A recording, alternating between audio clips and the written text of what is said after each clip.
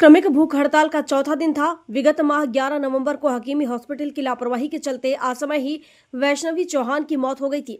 Doctor Rehana Bohra और hospital के operation theatre में ऑपरेशन के दौरान उपस्थित अपात्र डॉक्टरों के विरुद्ध दंडात्मक कानूनी कार्रवाई हो, इसलिए परिजन 1 दिसंबर से शनिवार चौराहे पर क्रमिक भूख हड़ताल पर बैठे हुए हैं।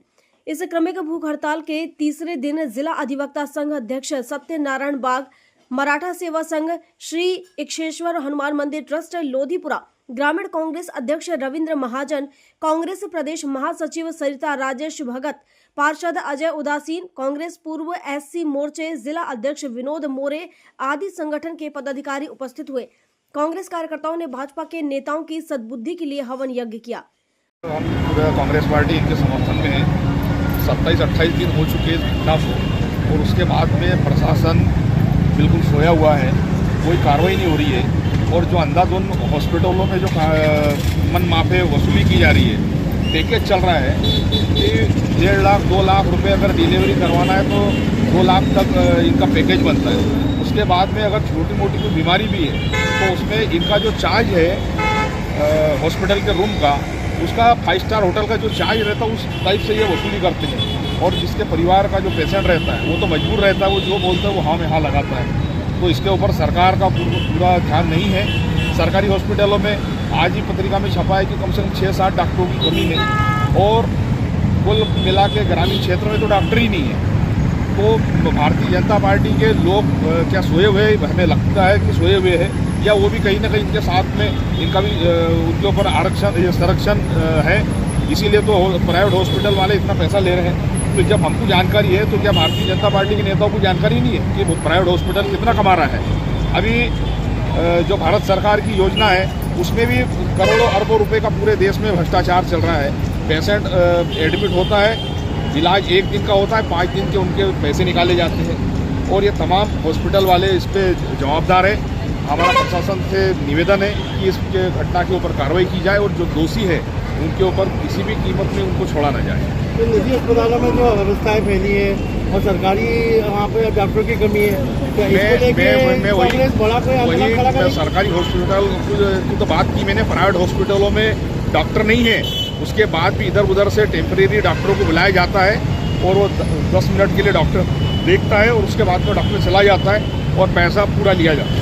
तो इस अनियमितता को लेकर कांग्रेस में बड़ा आंदोलन करेगी। बिल्कुल कांग्रेस पार्टी आंदोलन करने के लिए सबको लेकर साथ में आंदोलन करेगी। मैं सभी जो भी यहाँ जैसे विगत दिनों MIM के लोग आए थे, हिंदू जागरण मंच के लोग आए थे, हिंदू महासभा के लोग आए थे, जितने भी यहाँ संगठन के लोग आ रहे हैं और जो हमें सहयोग कर रहे हैं, मैं उसका हृदय की गहराइयों से आभार व्यक्त करता हूँ पूरे पीड़ित चौहान परिवार की ओर से। और मैं यह कहना चाहूँगा कि जिस प्रकार से यह जन समर्थन मिल रहा है, यह समाज के हित की बात है। हर एक व्यक्ति के परिवार से जुड़ा हुआ मामला है। कभी न कभी कहीं न कहीं हर एक व्यक्ति को अस्पताल का मुंह देखना ही होता है। आज हमारे जीवन में ऐसी कोई आवश्यकता नहीं है जिसमें अस्पताल की ज़रूरत ना पड़े। हमें कभी न कभी, कभी आंखों के लिए, कभी नाक के लिए, कभी चेहरे के लिए, कभी पेट के लिए, कोई ना कोई बीमारी के लिए अस्पताल जाना ही होता है। तो आज जिस प्रकार से हमें ये इतना बड़ा गंभीर मामला हुआ, हमारे घर की बहू ऑपरेशन के दौरान लापरवाही के चलते डॉक्टरों की जान गंवा दी, तो उसके लिए जो हमें ये जन समर्थन मिल रहा है, मैं उसका आभार व्यक्त करता हूं। और पुनः प्रशासन से दोबारा यह मांग करता हूं कि आप सख्त से सख्त कार्रवाई करें और शीघ्र अतिशीघ्र कार्रवाई करें, नहीं तो हम कोई उग्र रूप धारण कर लेंगे। कांग्रेस द्वारा हम सब मिलकर यह मांग करते हैं। आज बुरहानपुर में निजी अस्पताल में एक महिला की एक तरह की मौत और एक तरह की हत्या हो गई, तो बीजेपी प्रशासन आसपास हो रही है, इसके लिए जांच क्यों नहीं कर रही है? और जो भी कोई दोषी है उन्हें कड़ी से कड़ी सजा मिले और निष्पक्ष जांच की जाए इसके अंदर। इसी तरीके का भेदभाव विधि रखते हुए जांच करके इसमें और पीड़ित परिवार को पूरी तरह से न्याय मिले। हम सब यही महिला कांग्रेस मांग करती है। सरिता भगत, प्रदेश महासचिव, बुरहानपुर से शकील खान की रिपोर्ट।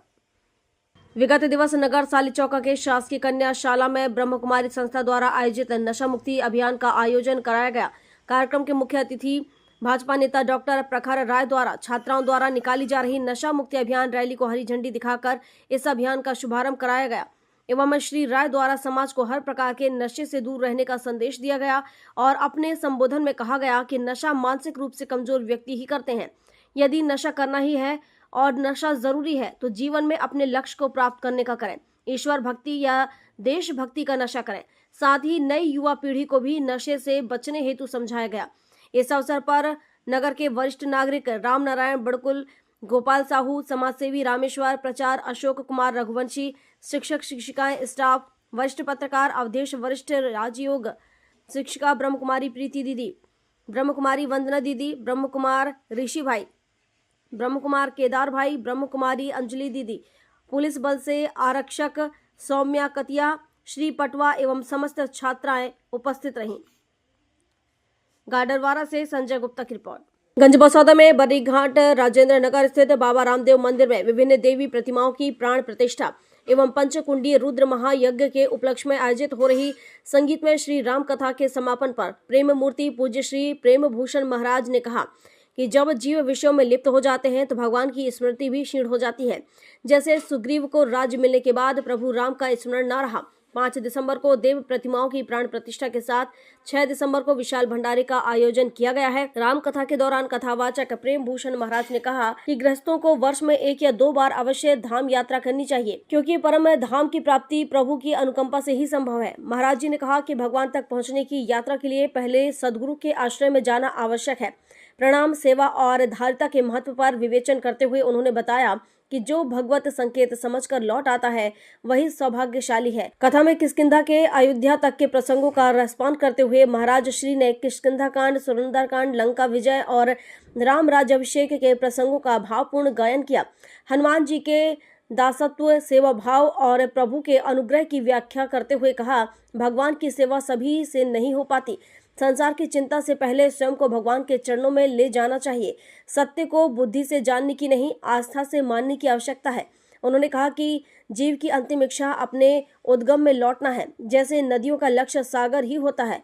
कथा का आयोजन श्री धाम बासोदा दरबार के पीठाधीश्वर पूज्य हरि नारायण पाठक महाराज के संकल्प से हो रहा है। मुख्य यजमान अधिवक्ता राजकुमार शर्मा ने सपरिवार व्यासपीठ पूजन किया। शरद पाठक, देव पाठक व श्याम पाठक सहित अन्य प्रबुद्ध जन आरती में सम्मिलित हुए। महाराज श्री के सुमधुर भजनों ने वातावरण को भक्ति से भर दिया और बड़ी संख्या में उपस्थित श्रद्धालु झूमते नजर आए। तो पता नहीं चलता है और जब तक पता चलता है तब तक विलम्ब हो जाता है। इसलिए बेटियां तो समझ जाती हैं, अपने अपने बेटों को भी थोड़ा संभालने का प्रयास करें। इनमें यह संस्कार हो कि हम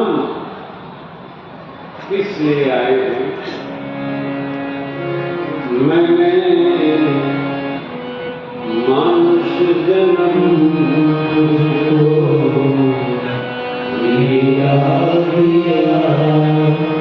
तो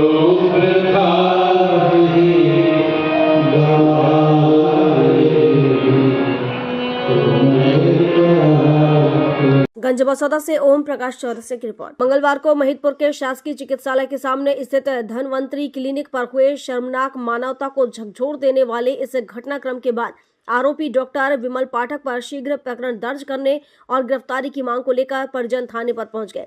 मामला छेड़छाड़ से जुड़ा हुआ बताया गया है। धनवंतरी मेडिकल पर एक नाबालिग छात्रा उपचार हेतु अपने परिजन के साथ पहुंची थी, जहां डॉक्टर ने चेकअप के बहाने मौके का फायदा उठाकर नाबालिग छात्रा के साथ अश्लील हरकतें की, जिससे घबराकर छात्र घटना स्थल से अपने परिजन के साथ घर लौट आई और अपनी आप बीती परिजनों को सुनाई। घटना में शीघ्र कार्रवाई नहीं होने पर मामला भीम आर्मी संगठन तक पहुंचा, जहां संगठन के द्वारा धरना प्रदर्शन कर मामले में त्वरित कार्रवाई की मांग की जाने लगी। तब कहीं जाकर आरोपी डॉक्टर पर कई धाराओं में प्रकरण दर्ज हुआ। अब आरोपी की तलाश जारी है। मामला छेड़छाड़ का है। महिदपुर के पास की रहने वाली एक बालिका है जो इलाज कराने के लिए डॉक्टर विमल पाठक के यहाँ क्लिनिक पर आई थी, जो एक फर्जी डॉक्टर है। तो अकेली ड्रेसिंग रूम में मौका पाकर उस डॉक्टर द्वारा बालिका के साथ छेड़छाड़ करने का प्रयास किया और भी काफ़ी उसके इरादे थे, बाकी बच्ची डर के भाग के नीचे आ गई। ये मामला था, रात को ये मामला हो गया था। रात को ही मुझे पता चल गया था। हमारे लोग यहाँ पर आ चुके थे, पीड़ित परिवार भी यहाँ पर रात पर बैठा रहा। 12-1 बजे तक बैठा रहा और पुलिस द्वारा आश्वासन दिया गया है कि सीसीटीवी फुटेज देखने के बाद कार्रवाई की जाएगी। सुबह जब 12 बजे तक सीसीटीवी फुटेज देखने गए और ना कार्रवाई की गई, उसके बाद मैं खुद उज्जैन से चलकर यहाँ पर आया। फिर हमारे बहुजन समाज के भीम आर्मी के सारे लोग भी यहाँ पर एकत्रित हुए, मीडिया बंधु भी एकत्रित हुए, हमारे सुरेंद्र सिंह जी भी यहाँ पर आए, गोयल जी भी आए, सभी लोग यहाँ पर आए और मामले को पूरे को देखा। और फिर जब प्रशासन पे पूरी तरह से दबाव बनाया गया, हमारे प्रदेश अध्यक्ष जी द्वारा एसपी साहब से कंटिन्यू बात की गई, तब जाके कहीं ना कहीं उन्होंने एफआईआर करने के लिए राजी हुए और एफआईआर करके हम लोग बाहर निकल रहे हैं।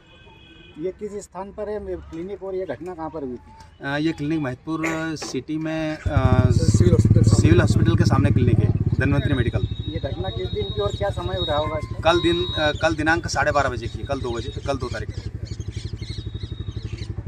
महिदपुर से भूमलाल गोयल की रिपोर्ट। बुरहानपुर के इच्छापुर भोटा परिवहन चेक पोस्ट पर ट्रक चालकों से अवैध वसूली थम नहीं रही है। पिछले 2 माह पहले भी ट्रक का पीछा करते हुए वसूली करते हुए एक बोलेरो कार मजदूरों को घायल करते हुए पलटी खा गई थी। बुधवार दोपहर 2 बजे ग्रामीण कांग्रेस अध्यक्ष एवं पूर्व विधायक रविंद्र महाजन ने कलेक्टर कार्यालय पहुंचकर इसकी शिकायत की। उन्होंने कहा कि इच्छापुर के पास राज्य स्तरीय चेक पोस्ट पर ट्रकों से अवैध वसूली की जा रही है। प्रदेश में एंट्री के नाम पर अवैध वसूली का खेल लंबे समय से चल रहा है, जबकि सरकार ने काफी समय पहले ही राज्य स्तरीय चेक पोस्ट बंद कर दिए हैं।